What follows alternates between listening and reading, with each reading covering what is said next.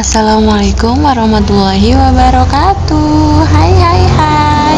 Semangat pagi anak-anak hebat kelas 2. Pagi, yes. Nah, hari ini bagaimana kabarnya anak-anak? Alhamdulillah, saya sehat, saya hebat. Yes, semoga anak-anak selalu diberikan kesehatan, keselamatan, serta jangan lupa untuk selalu patuhi protokol kesehatan dengan cara mencuci tangan sebelum dan sesudah beraktivitas, gunakan masker saat keluar rumah, serta hindari kerumunan ya anak-anak. Anak-anak, jangan lupa untuk absen online-nya ya. Nah, hari ini sebelum pembelajaran dimulai seperti biasa, anak-anak mengawalinya dengan berdoa. Marilah kita membaca doa terlebih dahulu. Berdoa, mulai. Berdoa selesai. Semoga dengan membaca doa, anak-anak diberikan kemudahan dalam menyerap materi pembelajaran kita hari ini. Amin. Hari ini anak-anak sebelum pembelajaran dimulai, masih ingat ya dengan tepuk di rumah aja? Yuk bareng-bareng bersama Bu Guru tepuk di rumah aja. Ayo kita lawan virus corona. Diam di rumah, jangan keluyuran. Bermain dan belajar bersama ayah bunda. Ayo aktivitas di rumah aja. Ayo kita lawan virus corona. Diam di rumah, jangan keluyuran. Bermain dan belajar bersama ayah bunda. Ayo aktivitas di rumah aja. Alhamdulillah anak-anak sudah hafal ya dengan tepuk ini. Nah anak-anak, hari ini anak-anak memasuki tema 4, subtema 3, pembelajaran yang ketiga, hidup bersih dan sehat di tempat bermain. Anak-anak tolong buka dulu ya buku paketnya dan disimak baik-baik videonya. Nah, pada pembelajaran yang ketiga, anak-anak nanti akan mempelajari tentang kerajinan 3 dimensi, lalu ruas garis pada bangun ruang, terus kosakata pada bacaan. Nah, anak-anak, ini pada pembelajaran 3 itu ada teks. Dayu dan teman-teman membuat kerajinan. Mereka membuat karya membentuk dari tanah liat. Banyak benda yang dapat dibuat dari tanah liat. Contohnya seperti ini. Coba anak-anak amati ya. Ini merupakan hasil karya 3 dimensi. Karya 3 dimensi itu contohnya adalah benda-benda yang memiliki volume seperti cangkir, ada boneka, ada guci, ada tempat pensil. Nah, karya 3 dimensi ini terbuat dari tanah liat kalau yang Bu Guru contohkan ini ya. Nah, dari bahan tanah liat itu dapat dijadikan benda yang berbentuk macam-macam. Seperti yang anak-anak sudah lihat, ada cangkir, ada gelasnya, lalu ada boneka, lalu atau patung ya, atau guci, lalu tempat pensil. Nah, apa saja kerajinan yang dapat dibuat dari tanah liat menurut anak-anak selain yang Bu Guru contohkan tadi? Terus apa saja bahan yang dibutuhkan dalam membuat kerajinan dari tanah liat? Nah, yang dibutuhkan adalah yang pertama adalah tanah liat beserta alasnya nih.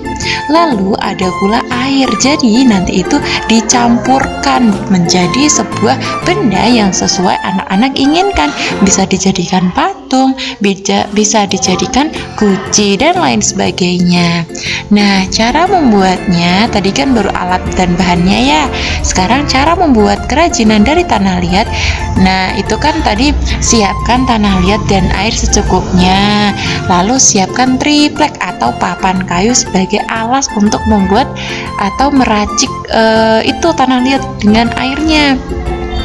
Setelah itu siapkan gambar rancangan atau model anak-anak itu pengen membuat apa sih. Terus yang keempat, tempatkan tanah liat di atas triplek atau papan kayu sedikit demi sedikit. Pijat-pijat bahan hingga mendekati bentuk yang diinginkan. Jangan lupa ditambahkan air ya bila belum sesuai dengan bentuk yang anak-anak inginkan. Lalu tambahkan bahan jika kurang. Sebaliknya, kurangi bahan jika berlebihan. Terus sempurnakan bentuk dengan alat bantu. Alat bantunya alas tadi. Alat tadi bisa diputar-putar atau bisa dengan menggunakan lidi untuk membentuk atau menghiasnya dan lain sebagainya.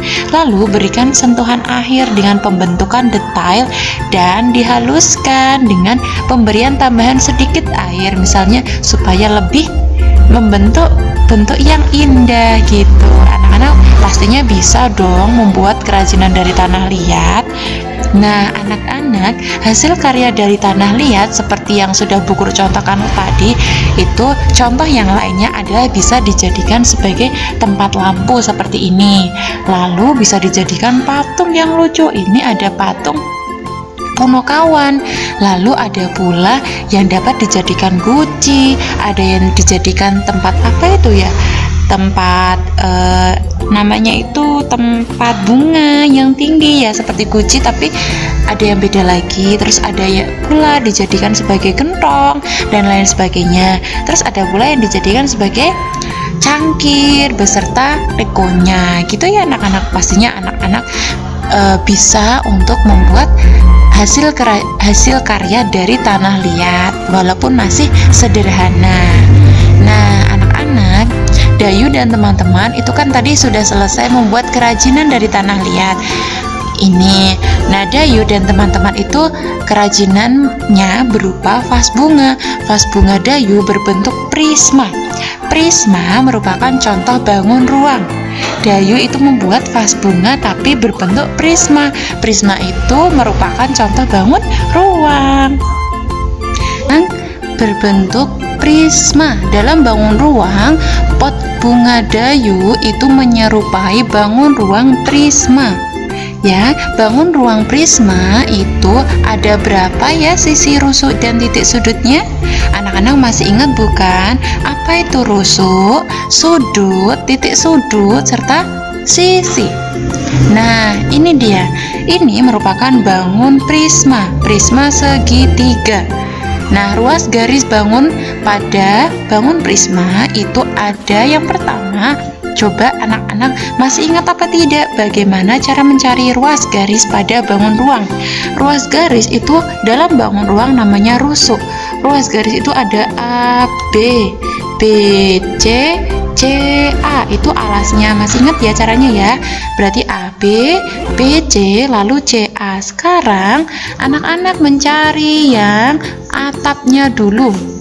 Kan tadi sudah alas, lalu sekarang atapnya. Berarti D, E, F, dan F, D. D, E, F, dan DF atau FD. Setelah itu kita mencari tingginya.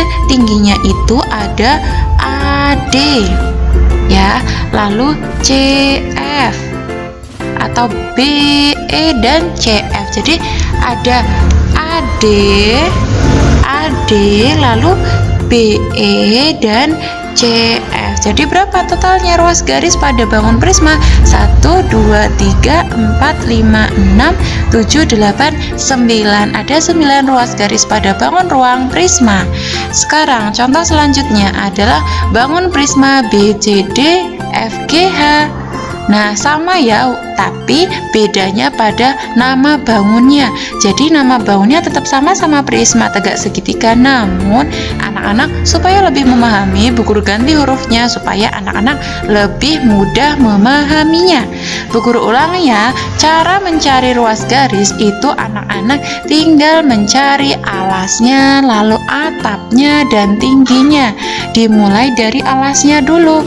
Alasnya itu ada kan alas yang segitiga ini, berarti BC, CD, DB ya kan? Berarti BC, CD, DB. Setelah itu mencari atapnya FG, GH, HF. Itu garisnya. Nama garisnya itu garis FG, garis atau rusuk ya, namanya ruas garis atau rusuk. Ruas garis GH, ruas garis HG. Berarti FG, GH dan HF ya. Setelah itu anak-anak mencari yang bagian tingginya. Yang bagian tingginya berarti ini BF, lalu CG dan DH. BF, CG dan DH. Anak-anak paham ya? Nanti tolong anak-anak pelajari kembali.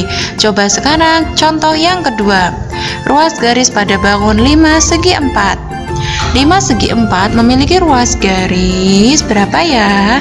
Anak-anak mencari alasnya dulu. Kan ini tidak ada atapnya, berarti langsung ke tinggi. Alasnya berarti ruas garis AB, BC, CD, DA. Coba ya, AB, BC, CD dan DA. Sekarang tingginya berarti ada AE ya, terus BE, terus CE, terus DE. Nah, ada berapa semuanya? 1, 2, 3, 4, 5, 6, 7, 8. Jadi ada 8 ruas garis pada bangun 5 segi 4. Sekarang pada bangun 5 segitiga. Kenapa segitiga? Karena alasnya berbentuk segitiga gitu. Nah, masih ingat ya caranya? Dari alasnya dulu. Ada ruas garis AB, BC, CA. AB, BC, CA. Sekarang tingginya ada tinggi ruas garis AD, BD dan CD. AD, BD dan CD gitu ya, gampang ya anak-anak ya. Semoga anak-anak paham, amin. Nah, membuat kerajinan dari tanah liat tadi dapat membuat lingkungan menjadi kotor. Ya, setelah membuat kerajinan, lingkungan harus segera dibersihkan. Nah, ada percakapan saat mereka membuat kerajinan dari tanah liat. Teman-teman, tempat kita menjadi becek, kumuh dan banyak bercak-bercak tanah. Tempat ini harus kita bersihkan kembali.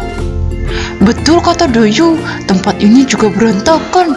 Kita juga harus merapikannya kembali. Nah, dari percakapan tadi, apa isi pembicaraan Dayu dan teman-teman? Iya, isi pembicaraan Dayu dan teman-teman adalah tentang membersihkan tempat bermain yang kotor. Lalu Dayu dan teman-teman membuat kerajinan menjadi kotor. Apa yang akan mereka lakukan? Iya, pintar, mereka bersama-sama membersihkannya. Pertanyaan ketiga, apa yang kamu lakukan jika kamu menjadi salah satu teman Dayu di tempat kerajinan itu? Apa yang akan kamu lakukan jika kamu menjadi teman Dayu saat kamu melihat lingkunganmu kotor gitu? Akan ikut membantu membersihkannya. Lalu pertanyaan selanjutnya, apakah kamu setuju dengan sikap Dayu dan teman-teman? Sangat setuju, karena sikap itu baik karena mereka menjaga kebersihan lingkungan tempat bermain. Pertanyaan terakhir, apa yang akan terjadi jika tempat yang membuat kerajinan tadi itu kotor tetapi dibiarkan? Ya, tempatnya akan kotor, becek, berantakan, dan menjadi sarang penyakit. Nah, dari pertanyaan-pertanyaan tadi pastinya ada beberapa kosakata yang harus anak-anak pahami. Yang pertama, becek. Apa artinya becek? Becek itu adalah tempat yang berair. Lalu bercak. Bercak itu apa ya? Bercak itu adalah noda atau kotoran berupa bintik-bintik kecil. Dan kotor itu artinya adalah terdapat noda dan tercemar gitu. Paham ya anak-anak ya? Becek itu tempat yang berair, bercak itu artinya noda atau kotoran yang berupa bintik-bintik kecil, lalu kotor itu terdapat noda dan tercemar. Nah, sekarang ada bacaan yang berjudul tempat yang kumuh dan becek harus dibersihkan. Anak-anak tolong disimak ya. Tempat yang kumuh dan becek harus dibersihkan. Tempat kumuh membuat lingkungan bau. Bau tidak enak akan membuat tempat tidak nyaman. Udara di sekitar menjadi tercemar. Pencemaran lingkungan bisa menimbulkan penyakit. Tempat yang becek juga dapat membahayakan diri. Tempat yang becek mengandung air. Jika tidak berhati-hati saat berjalan dapat terpeleset dan jatuh. Kepala bisa terbentur ke lantai. Oleh sebab itu kita harus menjaga keselamatan diri. Caranya dengan menjaga kebersihan lingkungan agar tidak kumuh dan becek. Nah, coba kamu amati gambar berikut. Hubungkan dengan lingkungan di sekitarmu. Apa saja informasi yang kamu peroleh dari gambar itu? Nah, dari gambar itu terlihat bahwasanya lingkungan tempat bermain itu sangat kotor. Nah, apa yang harus kamu lakukan anak-anak apabila kamu melihat tempat ini? Apakah membiarkannya ataukah membersihkannya? Nah, pastinya anak-anak tahu jawabannya. Harusnya anak-anak membersihkan lingkungan tempat bermain saat lingkungan tempat bermain tersebut kotor supaya kita terhindar dari penyakit, gitu ya anak-anak ya. Nah, sekarang anak-anak mendapatkan tugas dari Bu Guru. Tugas tema 4, subtema 3, pembelajaran yang ketiga.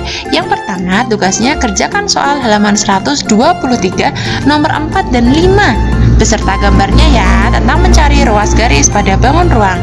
Lalu yang kedua, buatlah hasil pengamatanmu terhadap gambar dalam bentuk laporan sederhana. Jadi anak-anak melaporkan atau anak-anak mengamati.